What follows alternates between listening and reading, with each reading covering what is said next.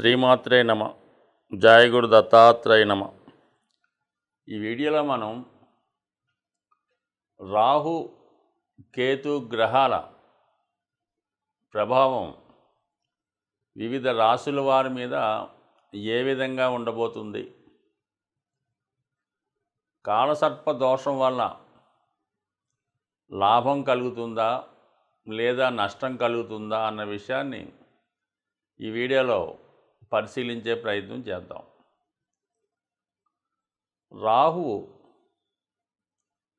ఒక విధంగా ఆశకి కారణమవుతుంటాడు.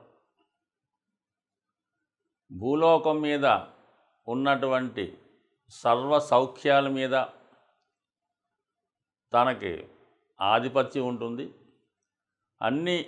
ఉన్నటువంటి అన్ని సౌకర్యాలు తనకే కావాలని ఆశతో ఉండడం జరుగుతుంది. అంటే రాహుగ్రహ ప్రభావం ఎవరి మీద ఉంటుందో వాళ్ళకి విశేషమైనటువంటి ఆశ, అలాగే విపరీతమైనటువంటి గర్వం, కోపం, అంటే మామూలుగా 6 దుర్గణాలు అంటారు కదా, ఇవన్నీ కూడా అంతర్గతంగా రాహుగ్రహానికి అంతర్లక్షణాలు అన్నమాట.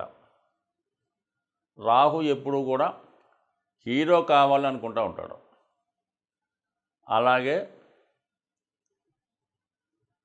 నాయకత్వ లక్షణాలు కలిగి ఉంటాడు. అన్యాయాన్ని ఎదిరించే ప్రయత్నం చేస్తుంటాడు. సో ఏది చేసినా కూడా ఇంటర్నల్గా తనకి స్వార్థం ఉంటుంది. ఈ విధంగా రాహు ఆశ, కోరికలు వీటి మధ్య ఎప్పుడు కూడా మానవుడు జీవిస్తూ ఉంటాడు. అంటే రాహుగ్రహ ప్రభావం ఉన్నవాడు. దానికి సంపూర్ణంగా వ్యతిరేక ఫలితాన్ని ఇచ్చేవాడు కేతువు.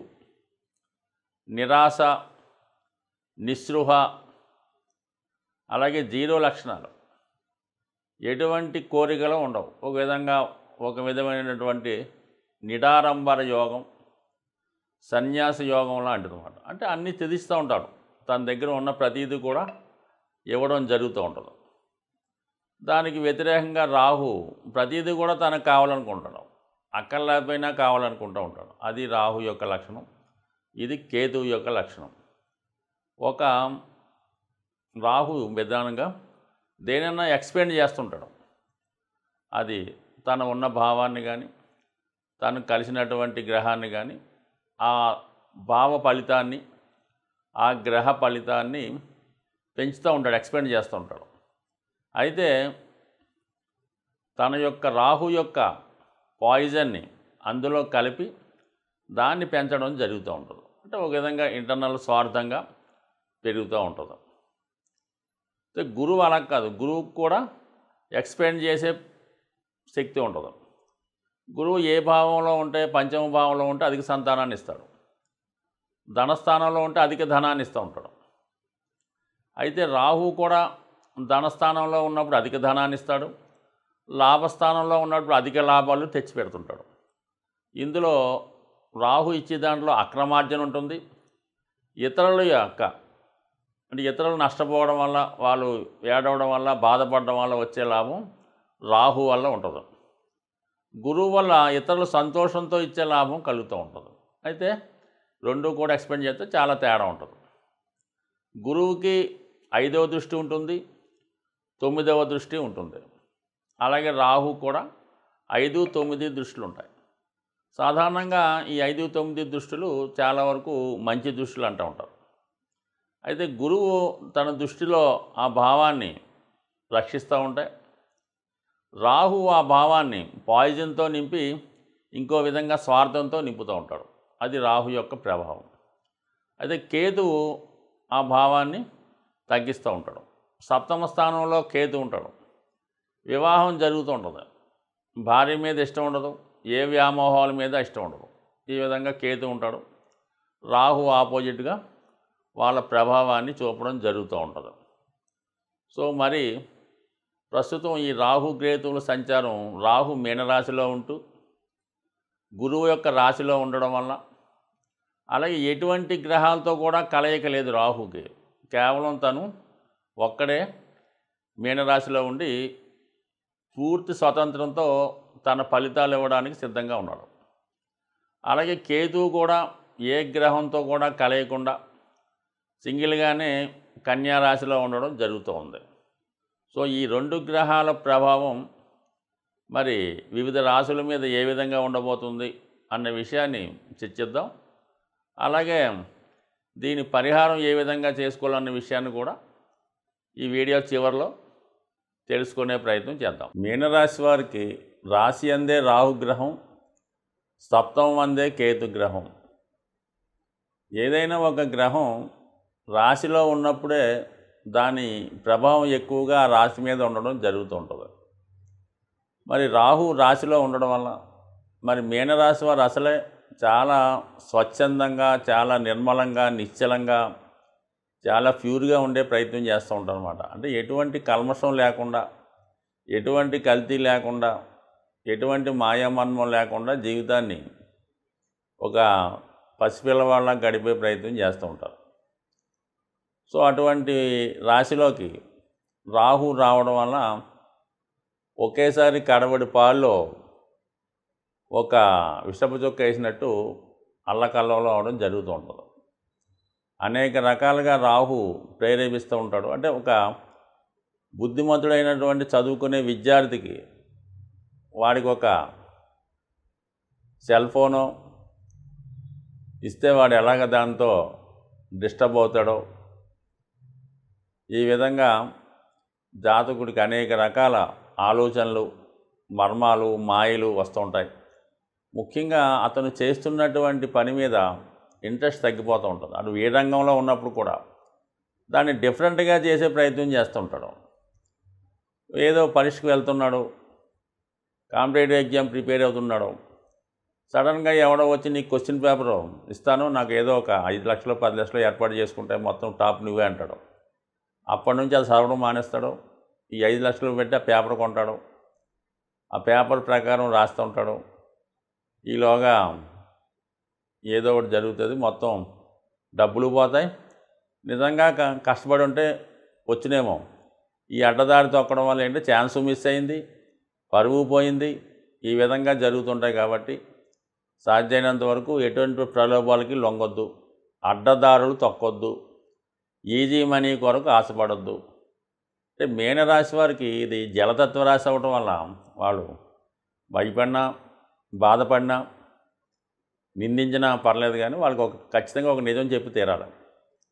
ఈ రాశివారు ఏదైనా ఒక ద్రవ పదార్థానికి అలవాటు పడ్డారనుకోండి, అది టీ అవ్వచ్చు, కూల్ డ్రింక్ అవ్వచ్చు, మందు అవ్వచ్చు, అలవాటు పడినంతసేపు కూడా పర్వాలేదు. అలవాటు పడ్డాడరా అంటే అది జీవితంలో మానడం అన్నది చాలా కష్టం అన్నమాట.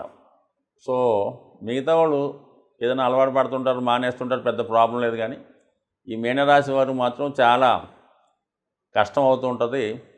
ఏదైనా చిన్నపాటి బలహీనతకో ఇలాంటి వాటికో డ్రింకు అలవాటు పడితే మాత్రం చాలా ఇబ్బంది అవుతుంటుంది. కాబట్టి సాధ్యమైనంత వరకు మొగమాటానికైనా సరే దాని జోలికి వెళ్లకుండా ఉండడం మంచిది. దాని తర్వాత 5వ స్థానాన్ని 9వ స్థానాన్ని కూడా వేస్తుంటాడు కాబట్టి, చూస్తుంటాడు కాబట్టి గురువు రాహు పైపెచ్చు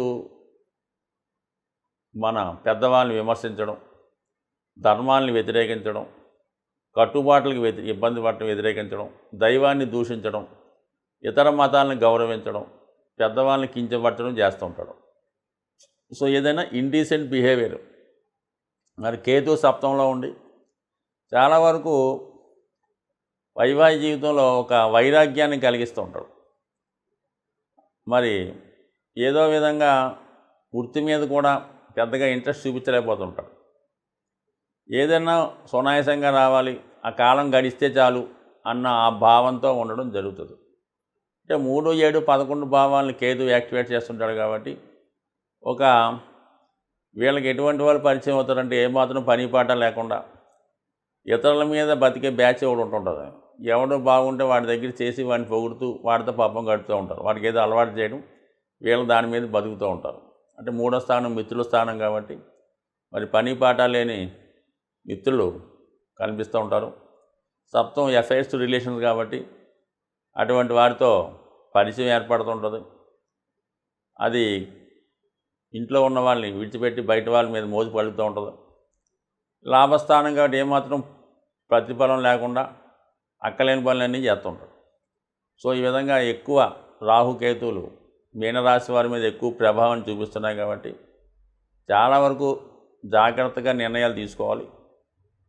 పైపెచ్చి ఏంటంటే ఏదన్నా మెడిటేషన్ వల్ల, ధ్యానం, యోగా వల్ల, మరి అమ్మవారి ఆరాధన వల్ల కంపల్సరీగా జాతకుడు మంచి ఆలోచనలతో తనలో ఉన్నటువంటి అంతర్గత శత్రువులైనటువంటి వాటిని బయటికి దోలి చాలా నిర్మలంగా, నిశ్చలంగా ఉండే అవకాశం ఉంది.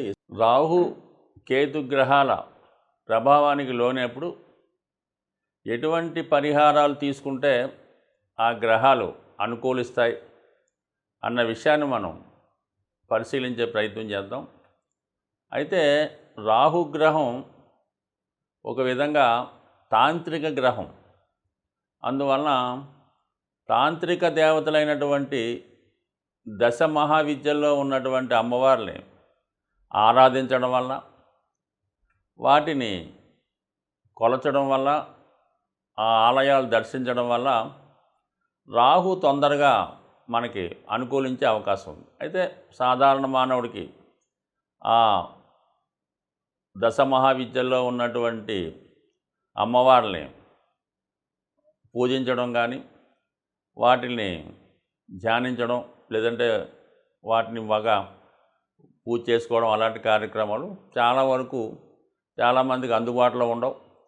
అయితే ముఖ్యంగా ఈ దశ మహావిద్యల్లో ఉన్నటువంటి దేవతల్ని సరైనటువంటి గురువు లేకుండా ఆరాధించడం వల్ల ఇబ్బంది కలుగుతూ ఉంటుంది. అయితే ఏంటంటే అటువంటి దేవాలయాలు ఉన్నప్పుడు, దగ్గరలో ఉన్నప్పుడు, లేదనుకోండి దక్షిణకాళి, మహాకాళి, కనకదుర్గ ఇలాగా శక్తి స్వరూపాలతో ఉన్నటువంటి దేవతలు, ఇది సింహం మీద, అలాగే పులి మీద ఉన్నటువంటివి, శూలం ధరించి ఉన్నటువంటి దేవతలు, వీళ్ళని మీరు ఆరాధించడం వల్ల ఏమి ఎక్కువ చేయక్కర్లేదు. ప్రతి శుక్రవారం రోజు వీలైతే ఒక 8 శుక్రవారాలు అమ్మవారి ఆలయానికి దర్శించడం వల్ల ఖచ్చితంగా మీకు రాహు యొక్క అనుగ్రహం లభిస్తూ ఉంటుంది. అలాగే కేతు ఇంకా అందరికీ తెలిసిందే, ఎంతమందిని పూజించినా ఎటువంటి ఫలితం రాదు. కానీ కేవలం విఘ్నేశ్వరుణ్ణి ఆరాధించడం వల్ల కేతువు తొందరగా అనుగ్రహం రావడం జరుగుతూ ఉంటుంది. అంటే కేతు అంటూ అనుగ్రహించాడంటే మిగతా గ్రహాలు ఏది కూడా ఇవ్వలేనటువంటి ఫలితాన్ని, లాభాన్ని కేతుగ్రహం ఇవ్వగలడు. కావాలని విఘ్నేశ్వరుణ్ణి, ముఖ్యంగా సంకటహర చతుర్థి, అలాగే వినాయకుడిని గరికతో అర్చించడం, లేదంటే గణపతి హోమం, లేదంటే వినాయకుడి టెంపుల్లో ఉండ్రాళ్ళు ప్రసాదంగా పెట్టి పంచిపెట్టడం, ఎప్పుడూ కూడా ఇలాంటి సింపుల్ రెమెడీస్తో మరి రాహు కేతువుల యొక్క అనుగ్రహానికి పాత్రలవడం మంచిది. ఒక విధంగా రాహు అనుగ్రహిస్తే ఎవ్వరూ ఇవ్వలేనటువంటి అఖండ ఐశ్వర్యాన్ని రాహుగ్రహం ఇవ్వడం జరుగుతుంది.